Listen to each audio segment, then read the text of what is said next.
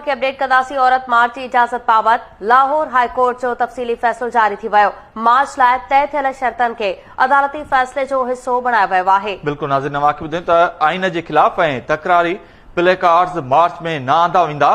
तकरारी play cards आंदा विया त कार्रवाई कंदासीं, अदालत रीमार्क्स में चयो आहे।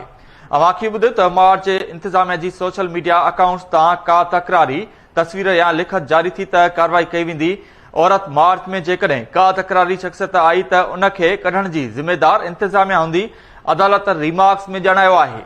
अव्हांखे अहम ख़बर त औरत मार्च जी इजाज़त बाबति लाहौर हाई कोर्ट जो तफ़सीली फ़ैसिलो जारी कयो वियो आहे। मार्च लाइ तय थियल शर्तुनि खे अदालती फ़ैसिले जो हिसो बणायो वियो।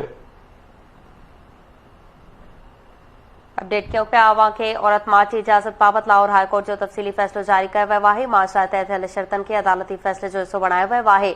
आइन जे ख़िलाफ़ ऐं तकरारी प्ले कार्ड्स मार्च में न आंदा वेंदा। तकरारी प्ले कार्ड्स आंदा विया त कार्रवाई कंदासीं, अदालत हुकुम जारी कयो आहे।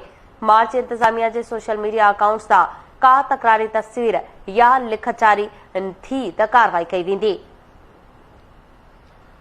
अव्हांखे अपडेट कई त औरत मार्च जी इजाज़त बाबति लाहौर हाई कोर्ट जो फ़ैसिलो जारी कयो वियो आहे। मार्च लाइ तय थियल शर्तुनि खे अदालती फ़ैसिले जो हिसो बणायो वियो। आइन जे ख़िलाफ़ ऐं तकरारी प्ले कार्ड्स मार्च में न आंदा वेंदा। तकरारी प्ले कार्ड्स आंदा विया त कार्रवाई कंदासीं, अदालत रीमार्क्स में चयो आहे। मार्च जी इंतिज़ामिया जी सोशल मीडिया अकाउंट्स तां का तकरारी तस्वीर या लिखत जारी थी त कार्रवाई कई वेंदी, अदालत पारां चयो वियो आहे।